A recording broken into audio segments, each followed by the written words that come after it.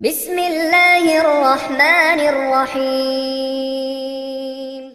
40 दिन की पाबंदी के बाद जब अलक्सा मस्जिद को खोला गया तो आज लाखों लोग जुमे की नमाज अदा करने अलक्सा पहुंच गए। मुसलमानों के जोश और जुनून ने इजराइल के सभी मंसूबों पर पानी फेर दिया और आखिरकार आज लाखों लोगों ने अलक्सा पहुंचकर जुमे की नमाज अदा की। क्या है पूरा मामला, आपको विस्तार से बताऊंगा। अगर न्यूज अच्छी लगे तो लाइक कर देना और हमारे यूट्यूब चैनल को सब्सक्राइब कर देना। बढ़ते हैं खबर की तरफ। 8 फरवरी को जब अमेरिका और इजराइल ने ईरान पर हमला शुरू किया था, तभी से फिलिस्तीनी मुसलमानों के लिए अल अक्सा मस्जिद को बंद कर दिया था। अब जब 40 दिन बाद अल अक्सा मस्जिद को फिर से खोला गया तो वह एक नए नियम के साथ। ये नया प्लान इजराइल के सिक्योरिटी मंत्री इतामार बेन ग्विर ने इजरायली पुलिस के साथ मिलकर तैयार किया है। इस प्लान के मुताबिक अल अक्सा में एक बार में सिर्फ 150 लोगों को ही दाखिल होने दिया जाएगा। बेन ग्विर खुद भारी सुरक्षा के साथ अल अक्सा परिसर में घुस गया और इस नए प्लान को लागू करने की मांग करने लगा। बेन ग्विर का कहना था कि तेल अवीव में विरोध प्रदर्शन के लिए हाई कोर्ट ने 150 लोगों की इजाजत दी है, इसलिए अल अक्सा मस्जिद के लिए भी यही नियम लागू होना चाहिए।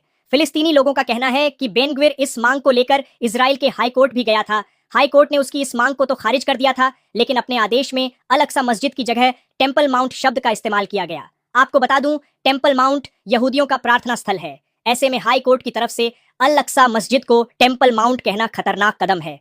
2003 से इजराइल धीरे धीरे अल अक्सा मस्जिद के वजूद को बदलने की कोशिश कर रहा है। बेन ग्विर के आने के बाद इजरायली कट्टरपंथी अब अल अक्सा परिसर में अपनी धार्मिक किताबें लेकर आते हैं, प्रार्थना करते हैं और इजरायली सुरक्षा बलों के साथ घूमते हैं।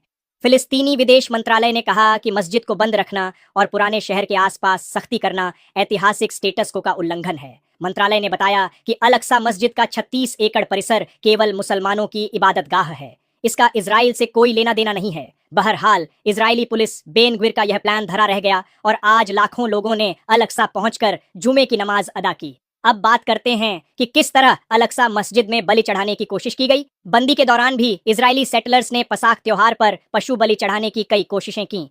फिलिस्तीनी प्राधिकरण ने बताया कि ये घटनाएं तब हुई जब इजरायली अधिकारियों ने अल अक्सा मस्जिद परिसर को लगातार 40 दिनों तक पूरी तरह बंद रखा था। बंदी के दौरान अल अक्सा के विशाल आंगन खाली पड़े रहे। इसका फायदा उठाते हुए दक्षिणपंथी समूहों ने मस्जिद के अंदर बाइबिल के अनुसार पशु बलि चढ़ाने की बड़ी मुहिम शुरू कर दी। सेटलर्स कम से कम 2 मौकों पर बलि के जानवर लेकर पुराने शहर की सीमा तक पहुंच भी गए थे, लेकिन वहां उन्हें रोक दिया गया।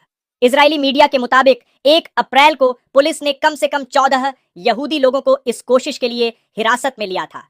कई कोशिशों के वीडियो भी सामने आए हैं जिनमें मुस्कुराते हुए एक्टिविस्ट बछड़े और बकरियां गोद में लेकर या रस्सी से खींचते हुए पुराने शहर की गलियों से गुजरते दिख रहे हैं, जिन्हें इजरायली पुलिस ने विभिन्न चेक पॉइंट और गेट्स पर रोककर पूछताछ की। कुछ को हिरासत में भी लिया गया। फिलिस्तीनियों का कहना है कि अल अक्सा में बलि चढ़ाने की ये कोशिशें धार्मिक नहीं बल्कि राजनीतिक, कब्जे वाली और उकसावे वाली हैं। उन्होंने कहा कि पुलिस द्वारा इन सेटलर्स को हिरासत में लेना सिर्फ नाटक है।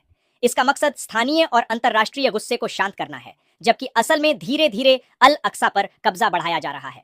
पुलिस और टेंपल ग्रुप्स के बीच एक तरह का दोहरी भूमिका का खेल चल रहा है। पुलिस थोड़ी देर के लिए रोकती है, लेकिन इन्हें हमेशा के लिए नहीं रोका जाता। जबकि अल अक्सा मस्जिद परिसर का जो कानून है उसके मुताबिक गैर मुस्लिम लोग तय समय में सिर्फ घूमने आ सकते हैं, लेकिन वहां पूजा पाठ या कोई धार्मिक अनुष्ठान करना पूरी तरह मना है।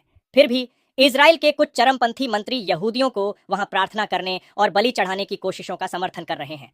टेंपल माउंट ग्रुप्स का खुला मकसद है कि अल अक्सा मस्जिद को तोड़कर उसकी जगह यहूदी मंदिर बनाया जाए। उनके लिए पशु बलि का अनुष्ठान बहुत बड़ा प्रतीक है। इसके बाद ही मंदिर बनने का रास्ता साफ हो पाएगा। अब तक की अपडेट में बस इतना ही। फिर मिलूंगा अगली खबर के साथ। दोस्तों, इतनी मेहनत से आपके लिए इस्लामिक इन्फॉर्मेशन पेश कर रहा हूँ। आपसे रिक्वेस्ट है, अपील है कि हमारे चैनल को सब्सक्राइब ज़रूर करें और अपने दोस्तों में शेयर भी करें।